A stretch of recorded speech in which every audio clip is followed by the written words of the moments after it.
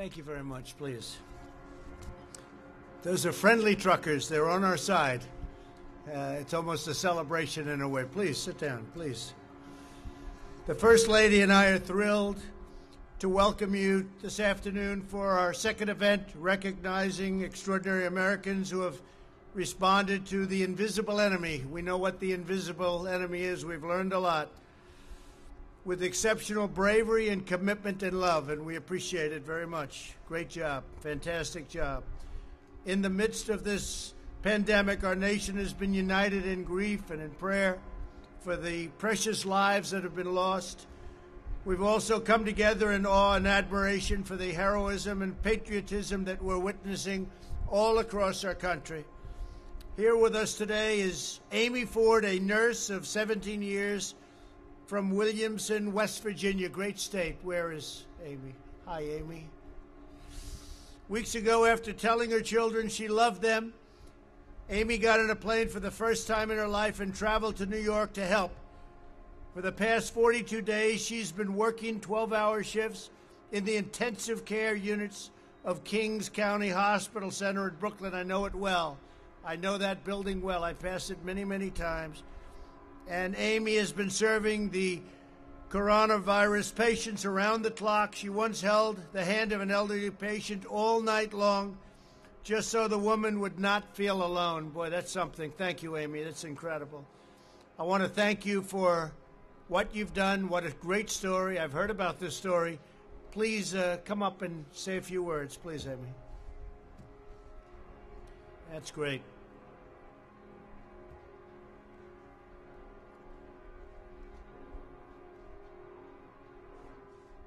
Hello. I want to thank you for having me here today. Being able to serve our country as a frontline worker during this pandemic has truly been an honor. Like you said, I've been an RN for 17 years. Under normal circumstances as a nurse, I would have an idea of a treatment plan, and unfortunately, I was not afforded that comfort in the beginning of this pandemic. These were not normal circumstances.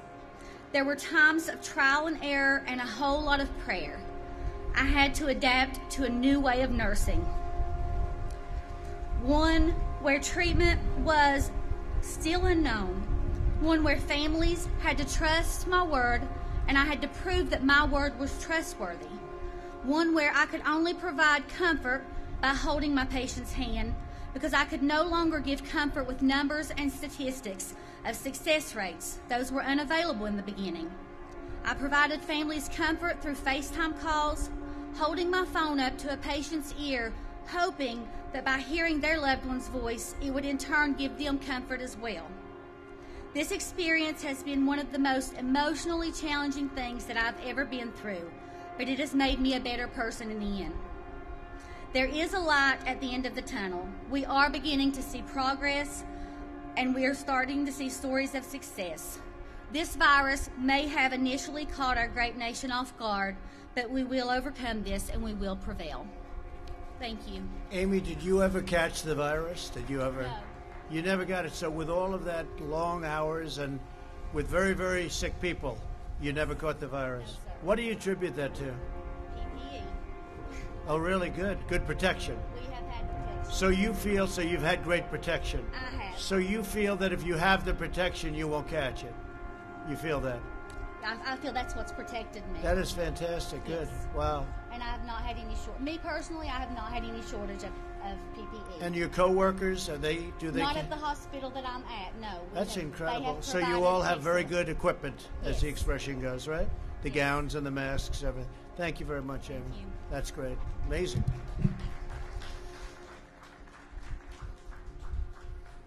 It's a great story. Also with us is Ben Ross, the co-founder of a small custom tie business called Brackish Bow Ties in Charleston, South Carolina. Great place. Ben is also, with his team, has shifted to producing protective masks for medical workers, and he's done it completely free of charge. That's fantastic. As Ben says, we've pushed the gas pedal down, and we haven't let up. So Brackish Bow Ties has donated more than 2,000 masks to 31 medical facilities in 10 states, And Ben's also been able to keep all 48 of his employees on the payroll thanks to the Paycheck Protection Program. Great, Ben. Could you come up and say a few words? I can tell it's you by the tie. I assume that's the man I'm talking about. Thanks, Ben.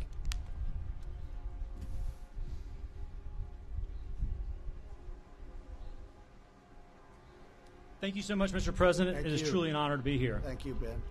It is because of Jeff Plotner's guiding hand, the passion of the entire brackish team, and the leadership of this country that we are being recognized here today. I am humbled to be in this garden today with such an amazing group of individuals making such a difference during these unprecedented times. Congratulations to you all, and thanks so much for all y'all are doing. I have no doubt that the United States of America will soar above this and come out stronger and more grateful for family, friends, community, and this nation, because we all know we're all in this together, and only together will we be able to curb coronavirus. Thank you. Thank you. Great job. Thank you very much. Thank you, sir. Fantastic. And I like that tie very much, by the way. Today we also honor Sergeant Spencer Garrett, an officer with the New York PD, that's New York's finest, that's for sure, right? Who contracted the coronavirus. After 4 weeks of fighting a painful battle against the virus, Spencer recovered and immediately returned to the front lines. Grateful for all of the support of his family, friends, colleagues, and time, all of the people and the work he's done, Sergeant Garrett wanted to provide that same kindness to others. And I know so many of the people members of New York's finest, and we love them and say hello to them, okay? With the aid of his union, Spencer's made it his mission to support these fellow New Yorkers. So if you would, I'd love to have you come on up and say a few words. Thank you.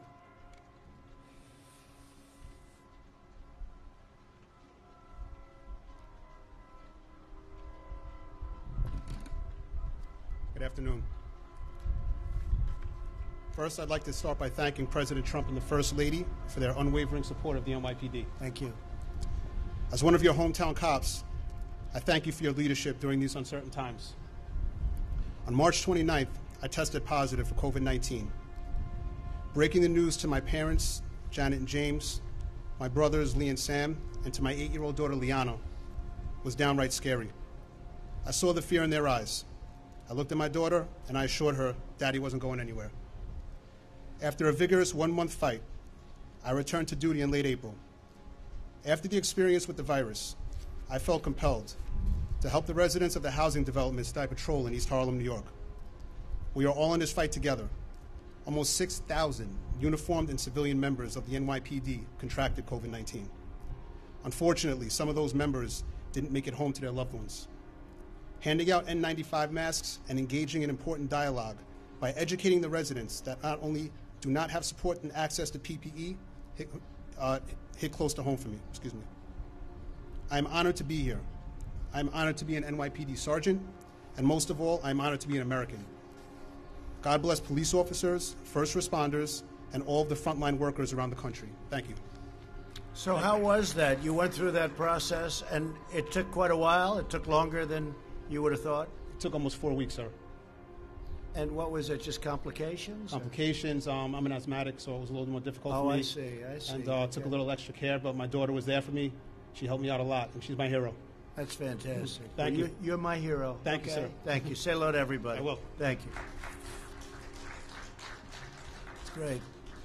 We're also joined by 3 terrific Girl Scouts, Lauren, Sareva, and Layla, of the Girl Scout Troop 744 from Elk Ridge, Maryland, along with their troop leader, Megan Langley. Thank you very much. That's great. That's really great. These amazing 10-year-olds have donated 100 boxes of Girl Scout cookies to local firefighters, doctors, and nurses, and have spent approximately 200 personalized cards to healthcare workers all over. And they're going to do a lot more. Their ambition is to do a lot more. And I think, Layla, you're going to come up and you're going to speak. Why don't you all go up and stand, and maybe, Layla, you say a few words. That'd be great. Thank you very much. Please. That's great. Thank you.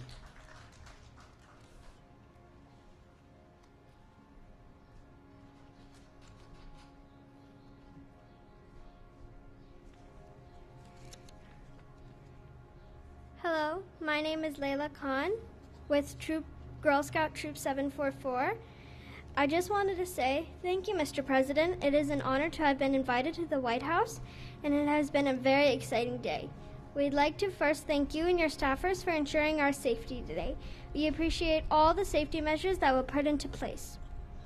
In the middle of March, when everything began to shut down, we, like many Americans, felt compelled to support our healthcare and other essential workers and show our appreciation.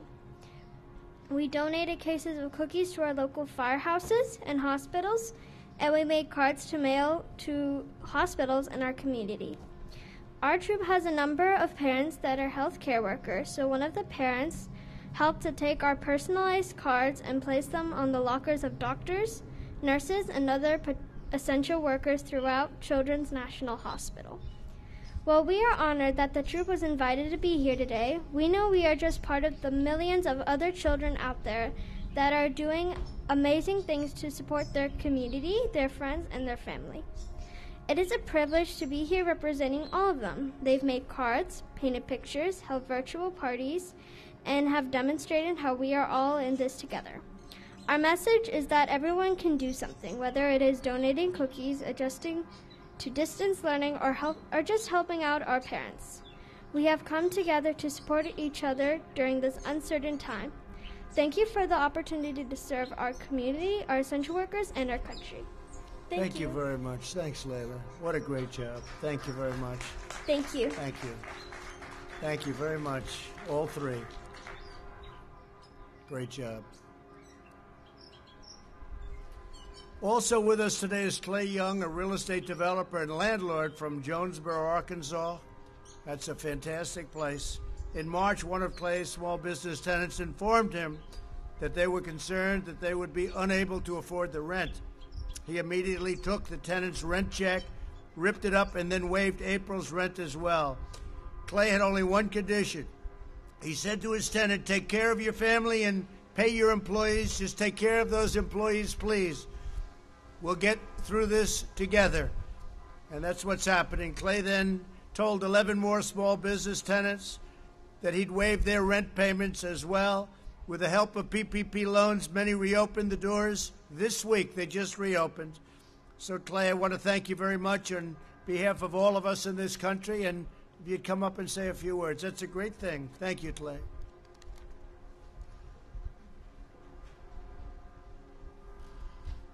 Thank you, Mr. President. Thank you so much for having my wife Pam and I here, and the First Lady. Thank you. It's truly an honor. I also want to say how proud I am to be part of a community and a great nation that we've all gathered together to help one another through this trying time. You know, the work that I've done in my hometown of Jonesboro, Arkansas, the focus of that has been on making my community better. As I saw what the virus was doing, and I saw what the virus would be doing to the small business and to the employees of the small business, I realized that I needed to work with my tenants, and forgiving the rent was the only option. And I remembered thinking, you don't kick people when they're down. And over the last 20 years of being a small business myself and a developer and also a landlord, there's been tough times. And in those tough times, I remember those people that came and they helped me and my family. And so in that moment, I thought this is my chance to maybe just have some gratitude and some humility and pay that forward. And I will always remember those people. So then after that, I helped my tenants with the PPP loans, and I helped them help to participate in this amazing program that what has really served as an invaluable bridge for us all, which brings us to where we are this week. So as we work towards reopening the economy and maybe returning our lives to some sense of normalcy, I just want to say thank you so much again for having me here today. Well, I want to say to you also, and being a landlord is a pretty good business, and I heard you've done really well, and it's nice what you've done, Clay. We appreciate it very much. Thank you, sir. Thank you. Say hello to the people of your state. Your state is wonderful. Yes, sir. Thank you. I like it. You know that. Thank you, Clay. So during this difficult time, our citizens are rising to the challenge, just as generations of Americans have done before us. America has never faced a trial like this. We've never had anything like this happen.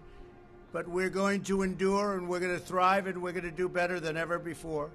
The men and women we honor today remind us that the bonds that unite us in times of hardship can also raise us to new heights as we reopen and recover and rebuild. In the months ahead, we will harness our love and all of the things that we hold so dear to our heart for our family, for our community, and for the country, and we'll make America greater and stronger than ever before, and we're going to transition into greatness. We're going to be seeing it, and you're going to be seeing it very soon. There's a pent-up demand, and there's a pent-up love, and there's so many things happening, and you're going to see the fruits of all of the work that we've all been doing, working 24 hours a day in some cases. So I'd like to thank everybody for being here, especially our great heroes, because that's what you are, heroines and heroes. It's exactly what you are. And I'd now like to ask these wonderful and courageous Americans to come forward as I present them with a letter of recognition. And I want to thank our First Lady. This was a very important event for First Lady Melania. Thank you very much. Great job you're doing. Thank you. Thank you, honey. Okay, please.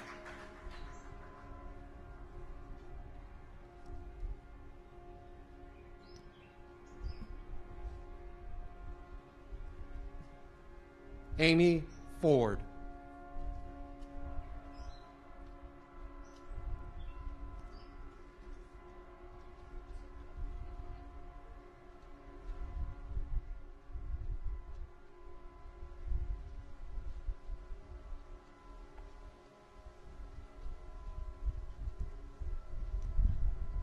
Ben Ross.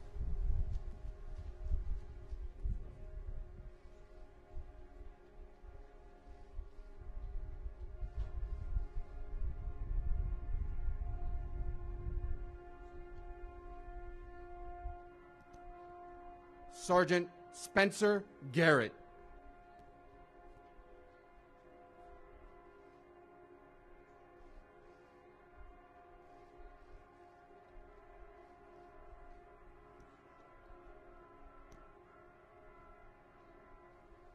Lauren Matney.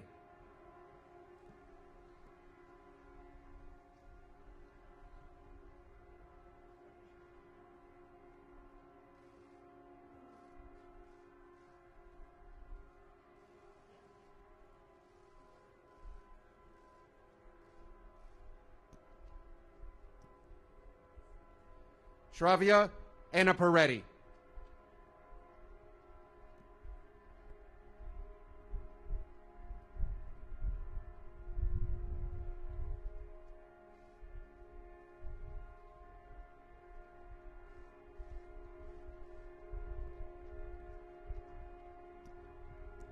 Layla Khan.